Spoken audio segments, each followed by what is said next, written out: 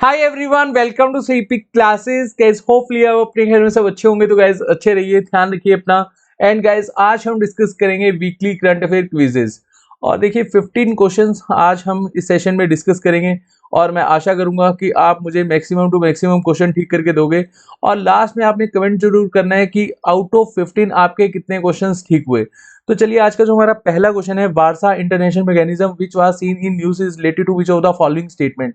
तो चार स्टेटमेंट हमारे पास गिवन है। ऑप्शन ए है, it is a mechanism in which nuclear powered country aim to reduce nuclear weapons. Option B है, it is a global mechanism to tackle the menace of organised crime. Option C है, it is a mechanism to compensate developing countries struck by climate disaster. And option D है, it is a new mechanism to resolve maritime dispute. बहुत ही अच्छा question है। Hopefully अभी तक आपने इस क्वेश्चन का सही आंसर मार्क कर लिया होगा। यहाँ पर ऑप्शन सी बिल्कुल सही हो जाएगा। It is a mechanism to compensate developing countries struck by climate disaster, और इसको सेटअप करा गया था 2013 में। चलिए नेक्स्ट क्वेश्चन देख लेते हैं। With reference to the International Atomic Energy Agency IAEA consider the following statement.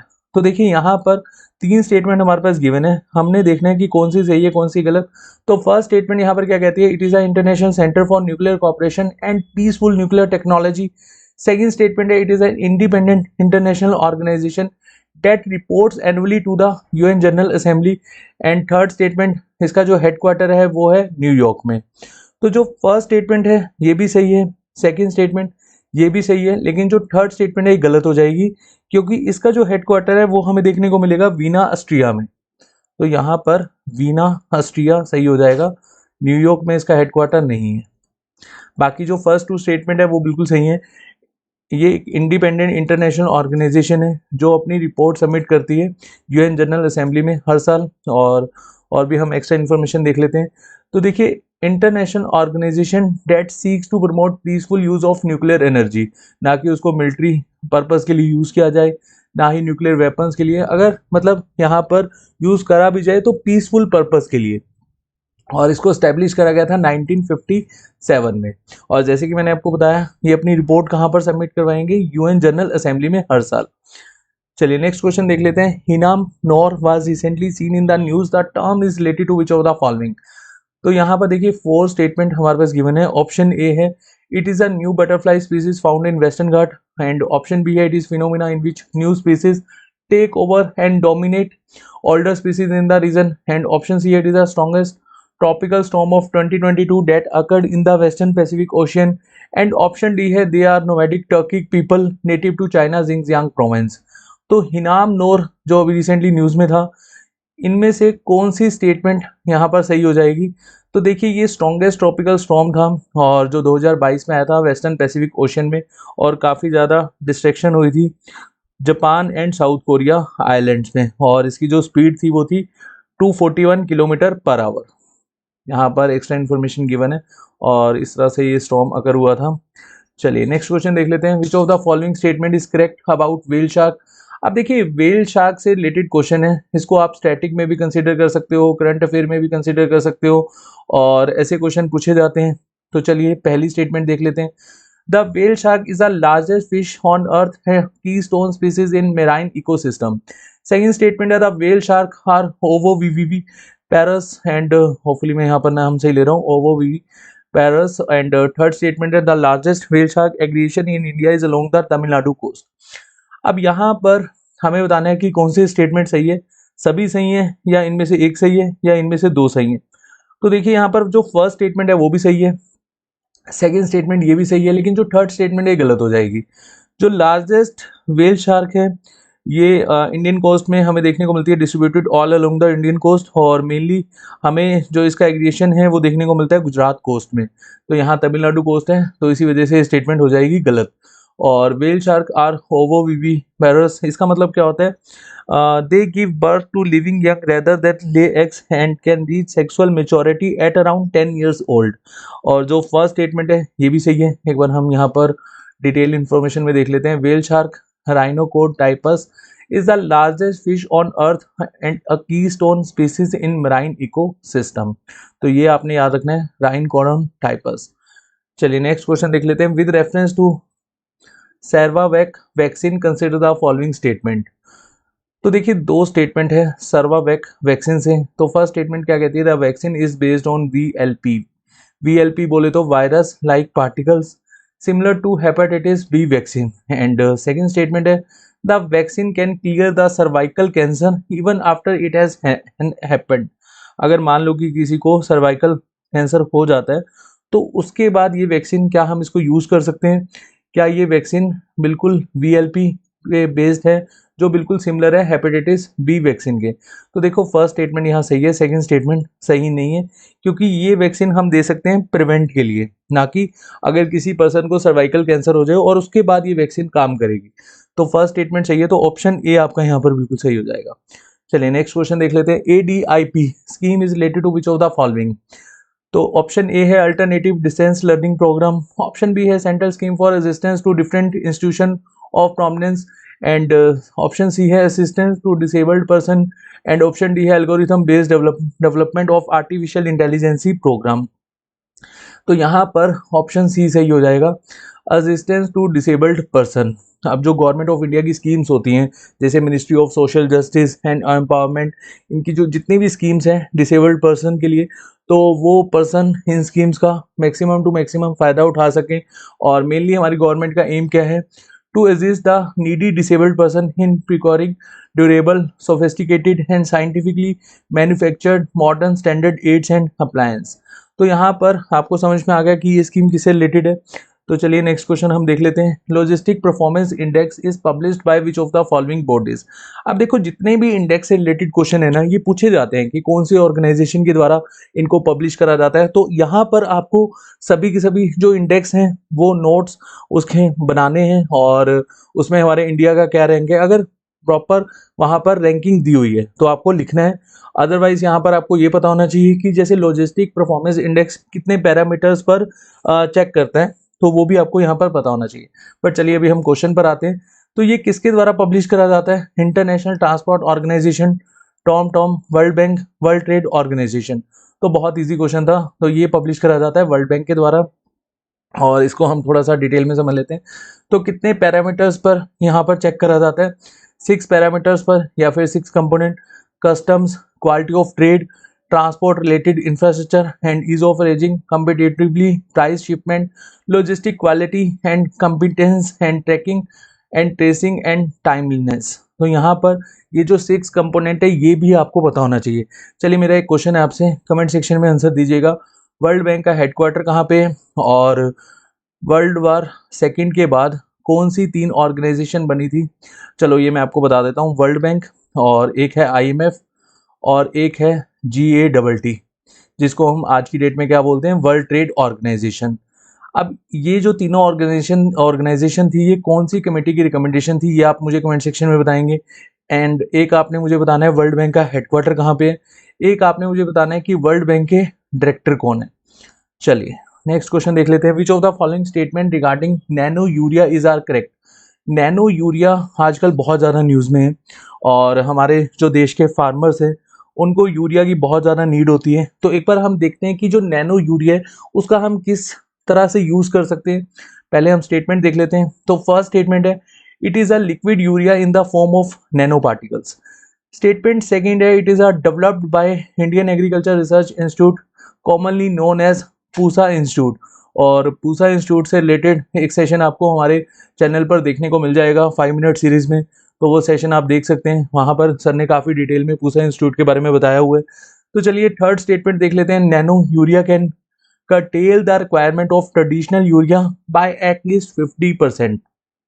अब जैसे कि मैंने आपको बताया कि काफ़ी ज़्यादा ये न्यूज़ में है, तो जो फर्स्ट स्टेटमेंट है ये बिल्कुल सही हो जाएगी, थर्ड स्टेटमेंट ये बिल्कुल सही हो जाएगी, सेकंड स्टेटमेंट ये गलत है, क्योंकि इसको डेवलप करा गया है Indian Farmers and Fertiliser Corporation IFFCO के द्वारा, ना कि पूसा इंस्टीट्यूट के द्वारा। तो बाकी दोनों स्टेटमेंट सही हैं। थोड़ा सा इसको डिटेल में समझते हैं। तो जैसे कि मैंने आपको बताया, नैनो यूरिया जो प्रोडक्ट है इसको डेवलप करा गया है Indian Farmers and Fertiliser Cooperative के द्वारा, and it is nitrogenous nutrient to which is an improved alternative to conventional urea. Nano urea can curtail the requirement of traditional urea by at least 50%। अब देखो यहाँ पर इस फिगर के according समझो, जो 50 kg यूरिया का एक तरह से पैकेट आता है, और हम इजी लैंग्वेज में बोल देते हैं बोरी। इसको अगर हम देखें तो हम सिर्फ जो अभी हमने इसको बनाया है यूरिया को, नैनो यूरिया को, तो 500 ml से हमारा काम चल जाएगा। तो काफ़ी कम में हम यूज़ कर पा रहे हैं और 2025 तक ये अभी इंडिया की जो मार्केट है उसमें हमें देखने को मिलेगा। और इसके बाद हमें बाहर से जो यूरिया है वो खरीदना नहीं पड़ेगा और हमारे लगभग 40,000 करोड़ सेव होंगे। और जो 90 लाख टन हम यूरिया बाहर से खरीदते हैं वो हम नहीं खरीदेंगे इसके बाद। तो 2025 तक नैनो यूरिया मार्केट में होगा। चलिए नेक्स्ट क्वेश्चन देख लेते हैं। Consider the following pairs. तो देखिए ये इंडिया के एग्रीमेंट हैं और ये क्वेश्चन काफ़ी अच्छा है क्योंकि ये अभी करंट न्यूज़ में नहीं है। और ये जो क्वेश्चन है ये आपको काफ़ी ज़्यादा इसमें मतलब अगर आपने इसके बारे में पढ़ा होगा तो आप अटेम्प्ट कर पाएंगे, वैसे इजी है। चलो एक बार हम क्वेश्चन देख लेते हैं। Agreement on reciprocal logistic sport. और चलिए मैं आपको एक हिंट देता हूँ, मिलिट्री पर्पज से रिलेटेड क्वेश्चन है। तो क्या हमने जापान के साथ ये एग्रीमेंट किया था? म्यूचुअल लॉजिस्टिक सपोर्ट एग्रीमेंट, क्या ये एग्रीमेंट हमने ऑस्ट्रेलिया के साथ किया था? और acquisition and cross servicing agreement, क्या ये एग्रीमेंट हमने रशिया के साथ किया था? एंड फोर्थ है logistic exchange memorandum of agreement, क्या हमने ये यूएसए के साथ किया था? जो फोर्थ है तो बिल्कुल सही है, logistic exchange memorandum of agreement USA के साथ हमने 2016 में किया था। और ये जैसे कि मैंने आपको बताया मिलिट्री पर्पस के लिए ये एग्रीमेंट करा गया था। और इसमें मेनली 4 सेक्टर्स के ऊपर यहाँ पर इस एग्रीमेंट को रखा गया था। जैसे मान लो कि पोर्ट कॉल्स है, जॉइंट एक्सरसाइज है यूएसए एंड इंडिया की मिलिट्री के बीच में, ट्रेनिंग एंड ह्यूमैनिटेरियन असिस्टेंस है, एंड डिजास्टर रिलीफ है। और जो फर्स्ट स्टेटमेंट है ये सही नहीं है, ये सितंबर 2020 में हुआ था agreement on reciprocal logistic support. और ये किसके साथ हुआ था? तो यहाँ पर आपको याद रखना है रशिया के साथ। तो ये जापान के साथ नहीं हुआ था, ये किसके साथ हुआ था? रशिया के साथ। And mutual logistic support agreement ये ऑस्ट्रेलिया के साथ हुआ था, ये भी सही है। तो सेकंड एंड फोर्थ सही है, तो ऑप्शन सी हमारा यहाँ पर सही हो जाएगा। And acquisition and cross servicing agreement ये किसके साथ हुआ था? जापान के साथ। तो यहाँ पर आप क्रॉस के अकॉर्डिंगली देख सकते हैं, बाकी यहाँ पर जो सेकंड एंड फोर्थ स्टेटमेंट वो सही है। चलिए नेक्स्ट क्वेश्चन देख लेते हैं। Arrange the following strategic location from north to south. अब देखो Coco channel, Sombrero channel, Duncan passage and great channel, Andaman and Nicobar में आपको ये चैनल्स देखने को मिलेंगे। तो हमें यहाँ पर नॉर्थ टू साउथ इनको लगाना है। तो यहाँ हम देखेंगे कि कौन सा करेक्ट कोड हमें गिवन है, option A, option B, option C या फिर ऑप्शन डी। तो यहाँ पर ऑप्शन ए बिल्कुल सही हो जाएगा। एक बार हम फिगर के अकॉर्डिंग समझते हैं। तो देखिए यहाँ पर है कोको चैनल, यहाँ आपको देखने को मिलेगा डंकन पैसेज, और यहाँ सोमब्रेरो चैनल, और यहाँ है ग्रेट चैनल जिसको हम 6 डिग्री चैनल भी कहते हैं। With reference to the Non-Proliferation Treaty NPT, consider the following statement. First statement है यहाँ पर, its objective to prevent the spread of nuclear weapons and weapons technology around the world. And second statement है, India and Israel are signatory to this treaty. क्या India और Israel इसके member हैं, मतलब इन्होंने साइन किया हुआ है इस ट्रीटी को? तो देखिए India, Pakistan, Israel, south Sudan and north Korea इन्होंने इस ट्रीटी को साइन नहीं किया हुआ। तो सेकंड स्टेटमेंट तो गलत हो जाएगी। जो फर्स्ट स्टेटमेंट है ये सही है। इसका मेन ऑब्जेक्टिव क्या है? To prevent spread of nuclear weapons and weapons technology around the world. चलिए नेक्स्ट क्वेश्चन देख लेते हैं। BPAL, ये काफी अच्छा क्वेश्चन है। Was seen in news recently, it is related to which of the following? तो ऑप्शन ए है, it is a newly developed communication satellite of China. Option B है, it is an all oral 3 drug regime that is used to treat drug resistant TB. And option C, it is a new strategy to recapture Ukraine lost places in Russia-Ukraine war. And option D, it is a newly found vaccine to treat lumpy skin disease virus. तो देखिए BPAL जो अभी recently news में है, ये basically क्या है? 3 ऑरल drugs है जो बेसिकली यूज़ करी जाएगी ट्रीट रेजिस्टेंट TB। और इसका जो ड्यूरेशन रहेगा इस डिसीज़ को टैकल करने के लिए वो रहेगा 18 to 24 मंथ्स। और इसको एक बार हम यहाँ पर फुल फॉर्म देख लेते हैं। थोड़ा सा इसका नाम अजीब सा है लेकिन आपको यहाँ पर याद करना होगा, बेडाक्विलाइन प्रेटोमानिड एंड लाइनज़ोलेट। होपफुली मैं यहाँ पर नाम से ही ले रहा हूँ। ये एक एंटीबायोटिक है और जैसे कि मैंने आपको बताया इसका जो ड्यूरेशन रहेगी वो 18 से 24 मंथ रहेगी। नेक्स्ट क्वेश्चन है, consider the following statement about cheetah. तो देखिए फर्स्ट स्टेटमेंट है, cheetah are declare extinct in India from 1950। And second statement है, African cheetah are listed and endangered by the International Union for Conservation of Nature Red List of threatened species. And third statement है, recently Nauradehi wildlife sanctuary Madhya Pradesh is selecting as a first site of री introduce चीता in India. तो हमें बताना है कि कौन सी statement सही है, कौन सी स्टेटमेंट गलत। तो फर्स्ट स्टेटमेंट ये तो बिल्कुल सही है, cheetah are declared extinct in India from 1950। और जो सेकंड स्टेटमेंट है ये गलत हो जाएगी। थर्ड स्टेटमेंट ये भी गलत हो जाएगी। Recently Kuno national park Madhya Pradesh को सिलेक्ट करा गया इंट्रोड्यूस अफ्रीका चीता। तो यहाँ पर नूरा देही वाइल्ड लाइफ सेंचुरी ये गलत हो जाएगा। और जो सेकंड स्टेटमेंट है ये भी गलत है। थोड़ा सा इसको हम डिटेल इन्फॉर्मेशन में देख लेते हैं। African cheetah are listed vulnerable by the International Union by Conservation of Nature, red listed of threatened species, but after the recent study revealed significant population decline, scientists are calling for the cheetah to be uplisted to endangered category, but currently they under vulnerable category। चलिए next question देख लेते हैं। Which of the following statement regarding PM Shri school, PM Shri school for rising India is are correct. तो देखिए जो अभी recently policy आई थी national education policy, क्या इसके ऊपर बेस्ड है और क्या यहाँ पर ये जो स्कूल्स ओपन करे जाएंगे ये सेंट्रल गवर्नमेंट के द्वारा फंडिंग होंगे 100%। तो हमें यहाँ पर बताना है कि इनमें से कौन सी स्टेटमेंट सही है। तो यहाँ पर हमारी जो फर्स्ट स्टेटमेंट है ये बिल्कुल सही हो जाएगी, और सॉरी फर्स्ट स्टेटमेंट गलत हो जाएगी और सेकंड स्टेटमेंट यहाँ सही हो जाएगी।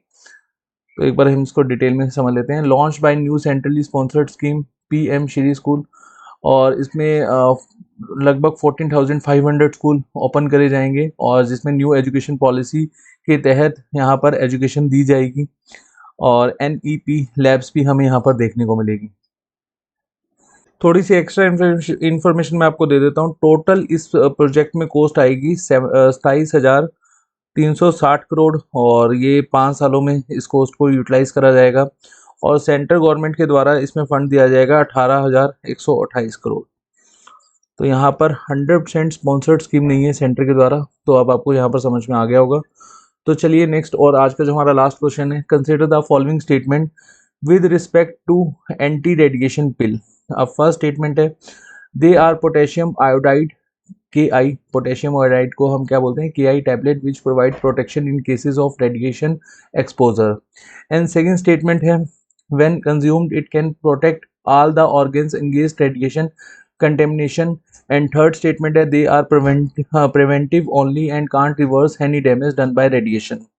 काफ़ी अच्छा क्वेश्चन है, होपफुली अभी तक आपने इस क्वेश्चन का सही आंसर मार्क कर लिया होगा। तो देखिए यहाँ पर ऑप्शन सी बिल्कुल सही हो जाएगा, फर्स्ट एंड थर्ड स्टेटमेंट सही है। इसको हम थोड़ा सा डिटेल में समझ लेते हैं। अब ये जो पिल है ये हम बेसिकली रिकमेंड करेंगे, मतलब ये इसको रिकमेंड करा गया है अंडर एज 40 और प्रेग्नेंट एंड जो ब्रेस्ट फीडिंग वुमेन है इनको भी बेसिकली ये टैबलेट दिया जा सकता है। और थोड़ा सा हम इसको डिटेल में जान लेते हैं। दे आर अनप्लैन्ड और accidental event that create radio nuclear hazard to human and the environment, और उस केस में इस पिल का हम यूज़ कर सकते हैं पोटेशियम आयोडाइड टैबलेट और एंटी रेडिएशन पिल, जिसको हम किस लिए यूज़ करेंगे, provide some protection in case of radiation exposure.